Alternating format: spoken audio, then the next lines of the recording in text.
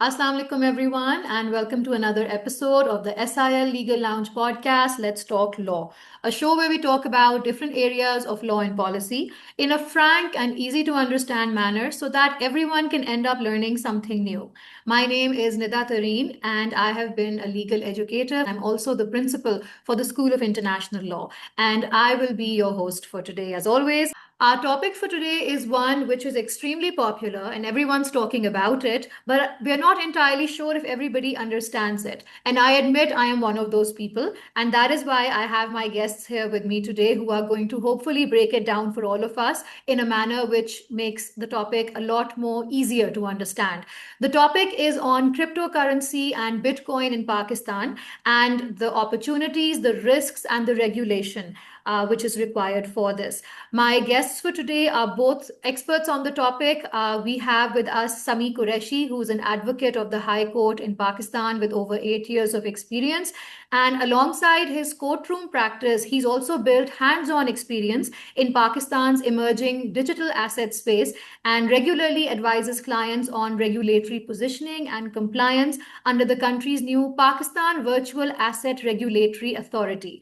And then we have with us Mr. Ismere Durrani, who is a sustainability strategist and a Bitcoin lobbyist focused on advancing responsible adoption of Bitcoin and decentralized financial innovation in Pakistan. Welcome to the show, Ismere and Sami. Very happy to have you both here with us today. Thank you for having us, Nida. All Happy to right, be here. guys. So I am going to start with a question which is very obvious. And this is a question we'll start with Ismere. So, what exactly is cryptocurrency? And secondly, what makes Bitcoin different from every other cryptocurrency?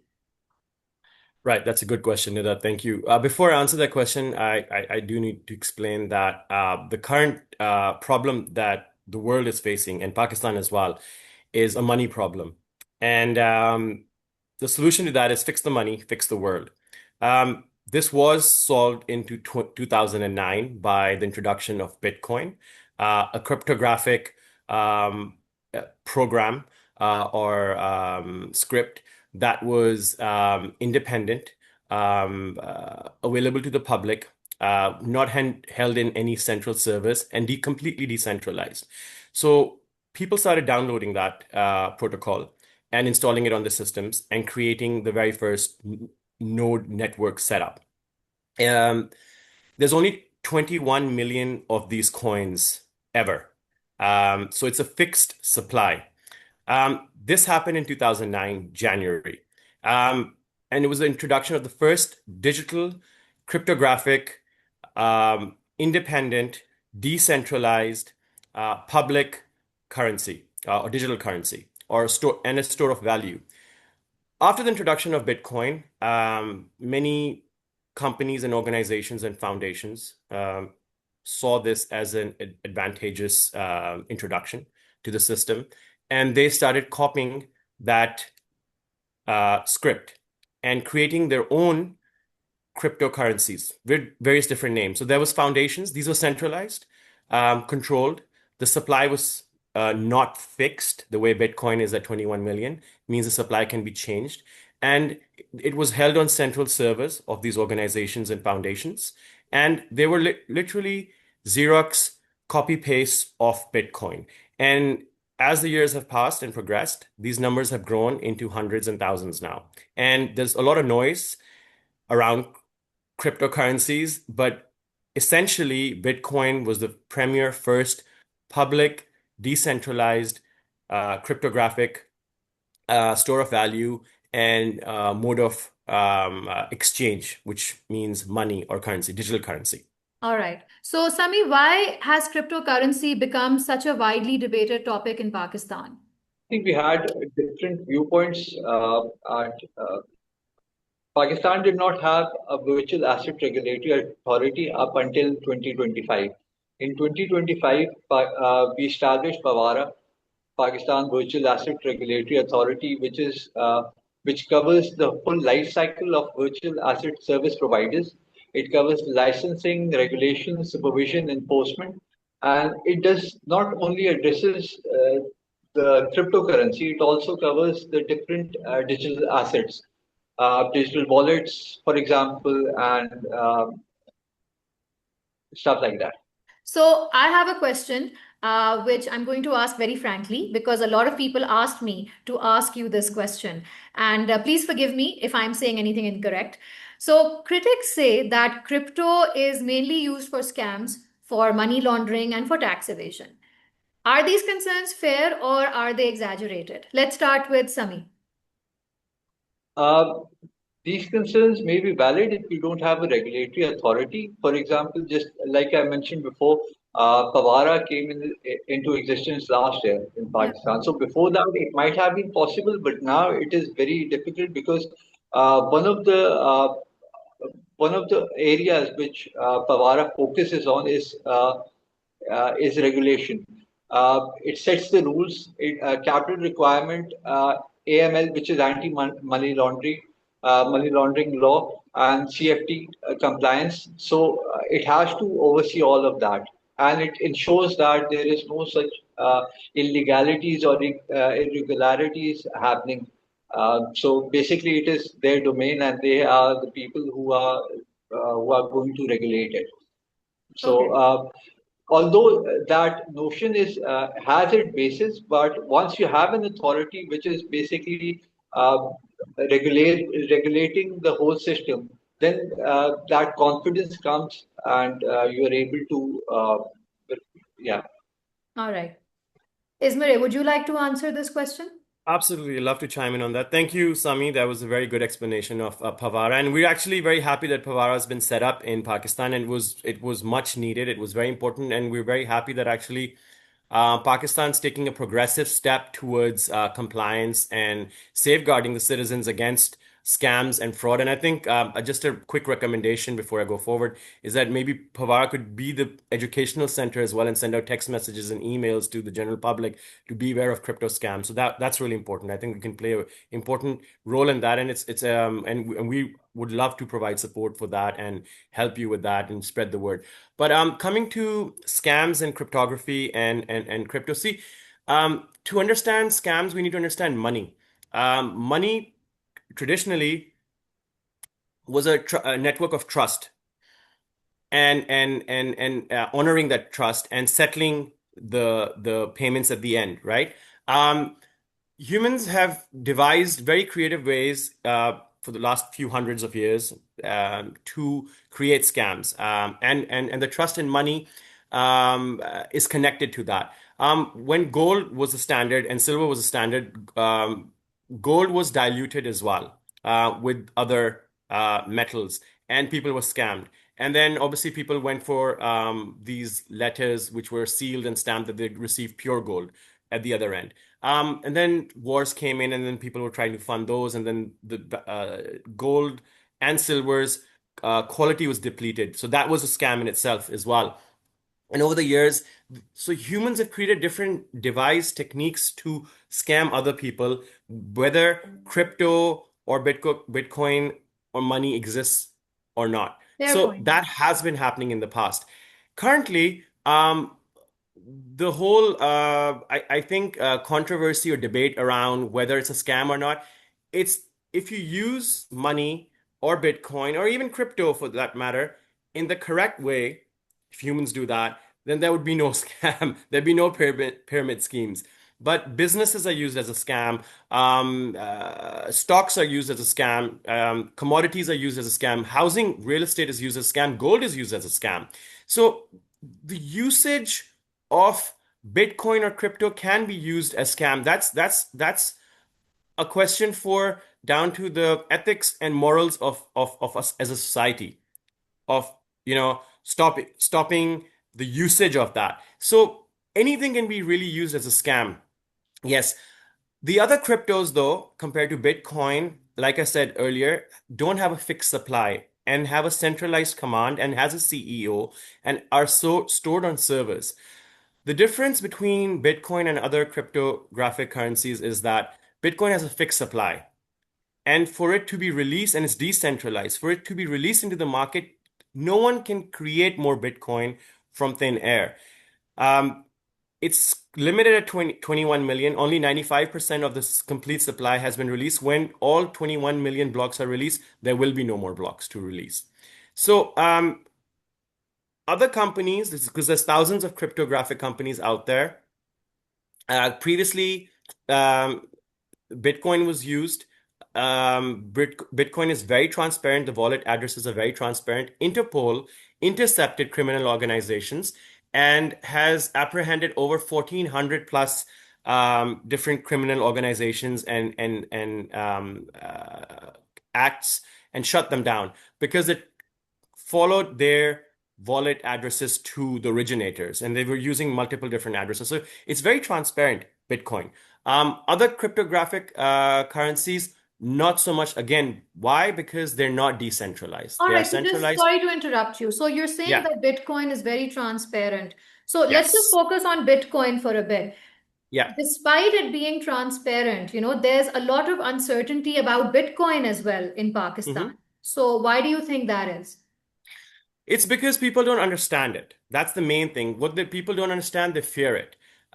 It's just like the coronavirus we had a few years ago. People, you couldn't see it, it wasn't there, so they felt that it's not the enemy, right? And it's not taking people down, but people were falling ill, and it was a form of a super influenza flu. So something that you can't see, you don't understand it, you can't touch it, you can't feel it, you fear it. So the question here is also that um, Bitcoin has already been adopted by 559 plus million people. Almost close to about 600 million people have adopted it globally. In Pakistan, there's 20 plus million users of Bitcoin. We're a country of 250 million, but 20 million people are already using Okay. Bitcoin. The global adoption of Bitcoin is at 3 to 4% right now, which is the same of where the internet, the dial-up connection, if you remember, in 95 was. And people were like, what is this internet? And why are the kids spending all their time on the computer downloading things and using the internet? And That didn't so age well. exactly, but the whole world has adopted. So the, the there is a huge percentage of people globally because Bitcoin is now a network. It's a trusted network. It's a safe network. People are on it. They're putting their savings. It's like digital gold right now, or a piece of property in cyberspace, the way Michael Saylor says it, right? So there's 21 million blocks, and are you going to want to own a piece of that secure property online? And it's decentralized. So Bitcoin, people fear it because they just don't understand it, and there's so much noise with other cryptographic currencies that people get confused. So Oh. because of the noise, not understanding it, they fear it. However, in Pakistan itself, like I said, globally, there's almost close to about 550 to 600 million people have adopted it. And in Pakistan, 20 plus million users are already using Bitcoin. They already have wallets and they're transacting. Also, another thing I just wanted to share with that, the way gold used to be the settling layer for currencies, after all the transactions were done, Bitcoin now for all global exchanges is the settlement network or the settlement layer. So if you're trading in hundreds and thousands of different cryptocurrencies, all the exchanges eventually at midnight or whatever the server time is, settle on the layer that they settle on is Bitcoin. The closing layer is Bitcoin for All all right. exchanges and So wallets. coming to the legal perspective now, Sami, what are the biggest challenges in recognizing and regulating cryptocurrency? It has already been regulated. For example, we have this licensing process that is ongoing. Last year, Pakistan signed up with Binance and one other financial institution, which were to provide cryptocurrency to consumers.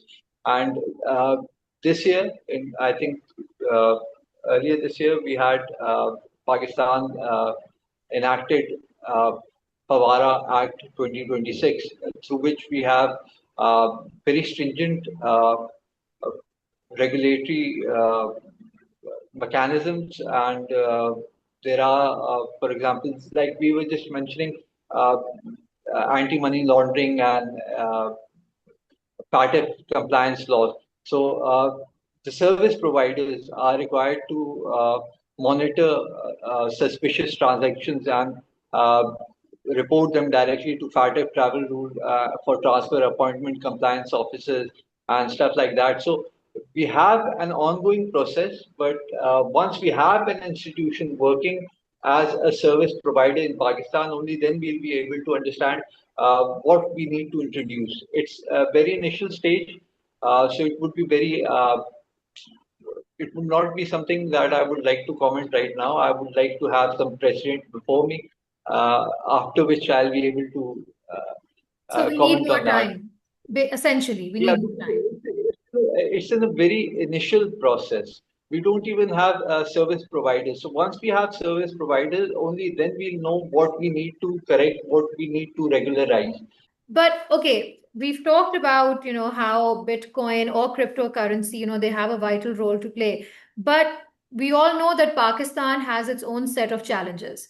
So we've got inflation, we've got, currency devaluation and so on.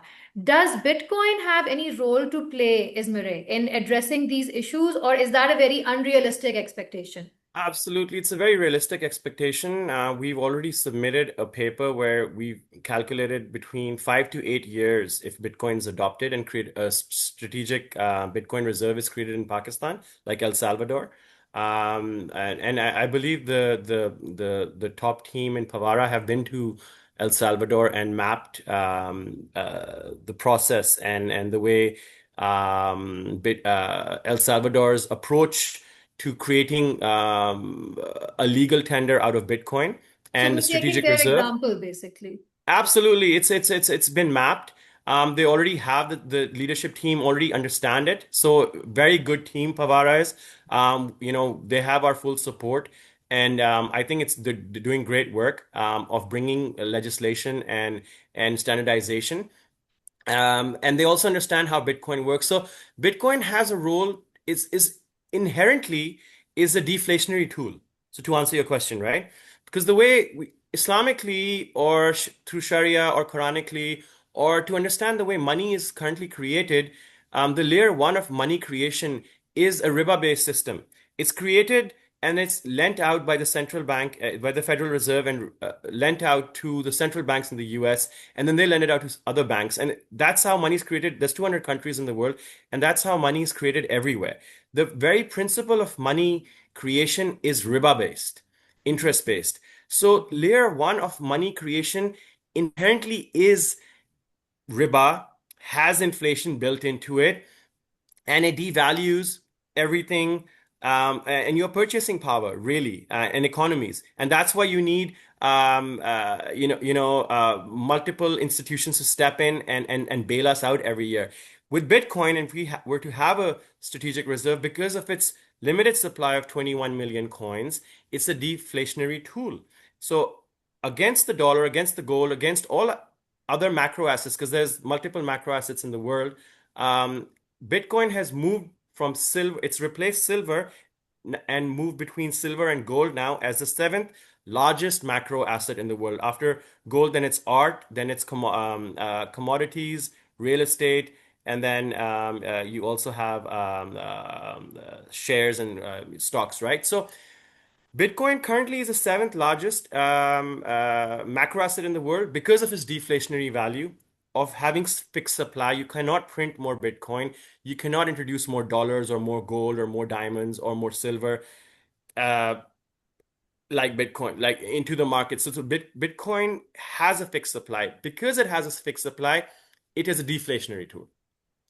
Every time a store of value or currency um, can be introduced, more units of that can be introduced into the market to for alleviation of interest rates and inflation.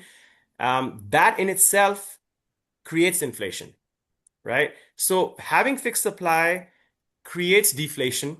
Its value keeps going up. Imagine a commit. This is like just make it very simple for you. There's a group of 10 people, ladies in a village. They're putting committee. They put in about 10,000 rupees every month, and they have 100,000 rupees.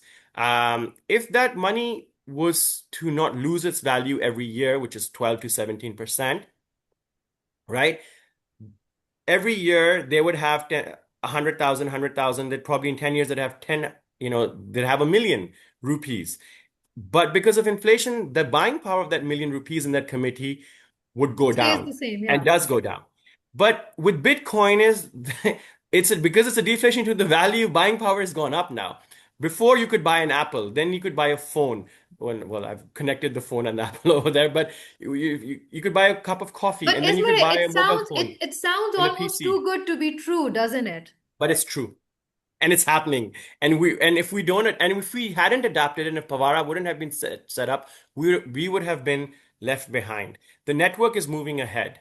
The network is already there, and it has acted as a deflationary.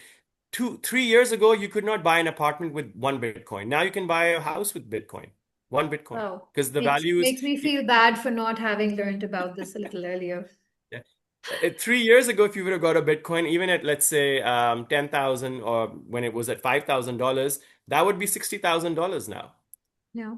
So you see the deflationary Yeah, effect of Bitcoin. Even though there absolutely. is volatility, people will say there's volatility, but till it gets to more adoption, and that goes, the volatility will eventually go away. But think of it like digital gold. That's what Bitcoin really is, All right. with fixed supply. Sounds tempting. All right. So I have a question, Ismail. So, and this is a question for you because again, you're a Bitcoin lobbyist. If you were advising the government of Pakistan today, what would be your top policy recommendation regarding Bitcoin and cryptocurrency? That's a good question. Thank you very much. I think my first thing would be to set up a Bitcoin Policy Institute in Pakistan that can recommend and advise the government. So you have a regulatory authority, then you have a policy institute that looks at the research and then advises. I think we would love to be part of that team and the advisory body to help with that, because we're all working on it, because we want Pakistan to do well. We want Pakistan to not have inflation, to not have debt, to have progression, for the 250 million people to have a good quality of life and alleviate poverty and have basic respect of being humans. So I think that comes through poverty alleviation. That will happen through creating a deflationary effect in the country. That will come through fixing the money supply and the network. And through that, we will be able to alleviate poverty. We'll be able to fix the money and fix Pakistan and hopefully eventually the world. So I think it's very key to understand that inherently Bitcoin in its layer one of of its existence is Sharia compliant. It's an Islamic tool. It's non-riba based. It doesn't have an inflationary element to it. It's a deflationary element. So So, sorry to interrupt you. We actually heard about this on the news recently that yeah, one of the religious scholars actually declared yeah. that this is un-Islamic, and then there's this whole dialogue which is now going on. Yeah, because I think the Maulana Sahib probably didn't read about it, doesn't understand it. He just lumped Bitcoin with all cryptographic currencies. See, there are some good cryptographic currencies which have some usage. They're all startups. So Bitcoin is a store of value, digital gold, and a currency and a network. It's not just there's almost 550 to 600 million people globally using it. It doesn't need to prove itself to anybody. It's working. So we need to catch up and adopt it because we'll be left behind. So it's a technology which is energy and money has become one technology. They're not two separate entities anymore. Energy, I'll say this again. Energy and money have become one. They're not two separate entities. So wherever we have power supply, dams, electricity is being produced, we put GPUs over there, mine Bitcoin as a nation, it will subsidize electricity. It will become cheaper. So energy and currency have become inseparable because of Bitcoin. So Maulana Sahib probably did not understand that. And because there's other cryptographic currencies out there, some have usages. They're startups. Like I said, the technology startups. They're AI and bots are coming in. They will not be using paper money or digital gold or digital silver or digital USDTs or things like that. They will be using the most efficient and effective form of currency. AI will already knows that Bitcoin is the most efficient type of currency. There may be different other cryptocurrencies that have the usages as startups and different. So the way technology works, it works in layers. The basic programming layer, which is one, then two, then three. I can explain those to you as well. But the way sorry, the way technology is progressing is it's important to understand the fundamentals of layers. Bitcoin is a riba interest-free monetary system network. There is no, because there's no, it's not being lent out to someone. So there's no interest on it. I'm not going to give it to you on 1% or 2% and then ask it back from you as the Federal Reserve or the central bank. You've mined it, it's yours. And then when you need to pay for something, you send it to Sami, you send it to me, it clears, I give you the thing. There is no interest involved, there's no intermediary involved. All other currencies, cryptocurrencies, banks, money, currently, even gold can be used like that. It can is given to you on interest. Sami, since you have experience with regulatory advisory, so generally speaking, do you think that this was a problem, that while the law was being drafted, while it was being discussed, more people from the Islamic scholarly circles were not included? Ma'am, I think it has more to do with the lack of understanding rather than including some segment of society into the system. I think सबसे पहली चीज जो हमें समझनी होगी वो ये है कि ये एक नया कॉन्सेप्ट है डिजिटल एसेट्स का पाकिस्तान में। इवन आपका जो पिछले साल स्टेट बैंक का कोहोर्ट था उसमें भी कुछ चीजें उनको बाद में जब ये ऑर्डिनेंस आ गया था प्रेसिडेंशियल ऑर्डिनेंस ऑफ 2025 पवारा, उसके बाद उन्होंने कोई चीजें जो है वो पवारा भिजवाई बिकॉज उसके ऊपर दे रियलाइज कि ये चीज हमारे अब डोमेन से बाहर चली गई है।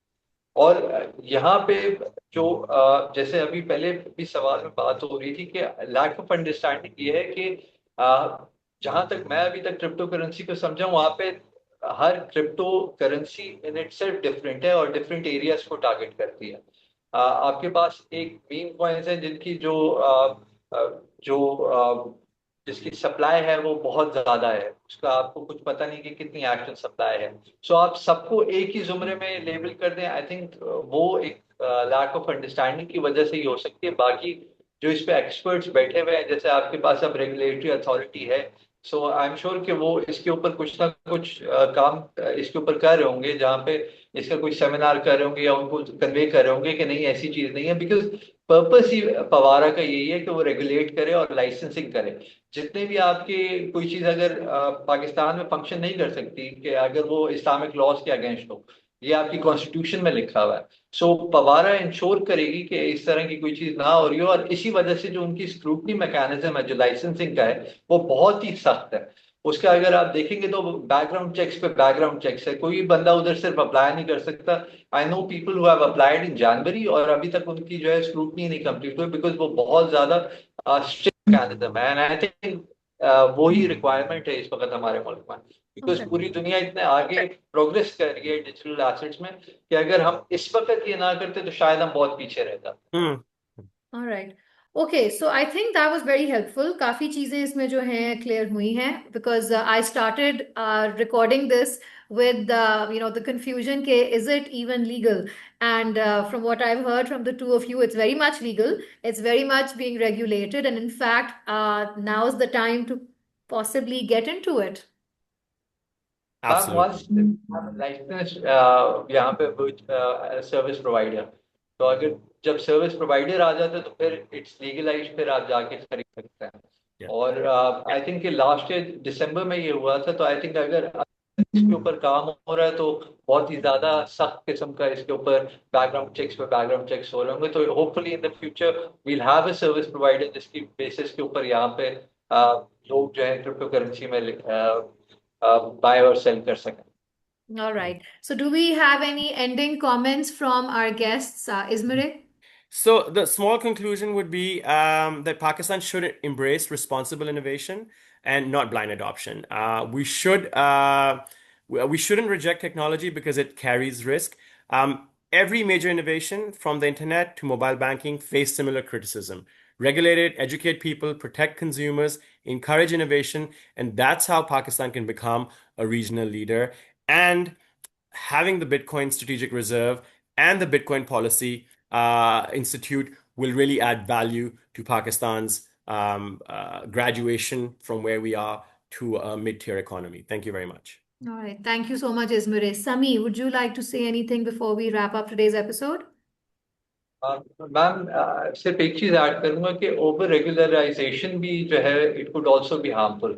अभी हम बहुत इनिशियल स्टेज में है जिसके अंदर अभी हमें कैचअप करना है और उसके बाद अपने हालात के हिसाब से उसके अंदर समझते हुए चीज़ों को लेके आना है। सो आई थिंक कि अभी जैसे पहले कहा कि इन्वेस्टमेंट्स का अभी इन्वेस्टमेंट्स का नहीं टाइम, अभी सिर्फ समझने का है कि टेक्नोलॉजी क्या है। आई थिंक इसके ऊपर एक अलग से एक जैसे अभी भी थोड़ी देर पहले भी यहाँ पे मेंशन हुआ कि आपको स्टेट बैंक को और पवारा को ये एजुकेट करना पड़ेगा लोगों को कि what actually is digital asset Yeah. और क्रिप्टो करेंसी, Because जहां it पे seems लोगों like को a very niche subject at this point.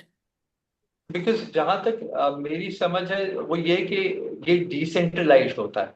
यहाँ पे एक सेंट्रलाइज्ड बॉडी नहीं होती। ये कोड जो होता है वो मल्टीपल लेजर्स में सेव होता है एंड दैट्स व्हाई आप पूरा मनी ट्रेल उसका जो है एक्सेसिबल होता है, ट्रांसपेरेंसी ज्यादा होती है। लेकिन ये बहुत जिसको कहते हैं एक लेमैन उसमें एक बहुत ब्रीफ सी इसकी एक्सप्लेनेशन है। सो इसके ऊपर बहुत ज्यादा अवेयरनेस की भी जरूरत है और लोगों को एजुकेट करने की भी जरूरत है। बिकॉज जैसे हमारे यहाँ पे काफी अर्सा यही नहीं पता था कि क्या आप ये खरीद सकते हैं या नहीं खरीद सकते, और it was long over due के क्रिप्टो करेंसी के अंदर यहाँ पे भी काम होना शुरू होता है। आई थिंक जब आपके पास सारी चीजें बन गई हैं तो एक इस तरह का भी आपके पास होना चाहिए जहाँ पे आप लोगों को अवेयरनेस क्रिएट करने का भी काम कर रहे हो। स्टेट बैंक करता है, पवारा करता है। आई थिंक पवारा शुड टेक द लीड और इसके ऊपर जिस तरह वो इतना अच्छा काम करें आगे भी इसी तरह से अच्छा काम करते रहें और लोगों को बताएं कि ये टेक्नोलॉजी है क्या, इससे डरने की जरूरत नहीं है, इसको अडॉप्ट करने की जरूरत है। Telling that's actually, yeah, that's a very sensible advice कि हाँ डरने की जरूरत नहीं है, because yes, everything that's new somehow we do tend to see it with a lot of caution. But thank you so much for this, Sami. Thank you so much, Ismire. This was fun and very enlightening as well. For, like I said, for people like me, and I'm sure many people who are watching have definitely learned something as well. If you found this episode helpful, and if you have any further questions, please feel free to send us an email at info@sil.edu.pk, and we will forward the questions to our guests who would be happy to answer them. Thank you so much, everyone, for watching. Have a very pleasant week. Allah Hafiz.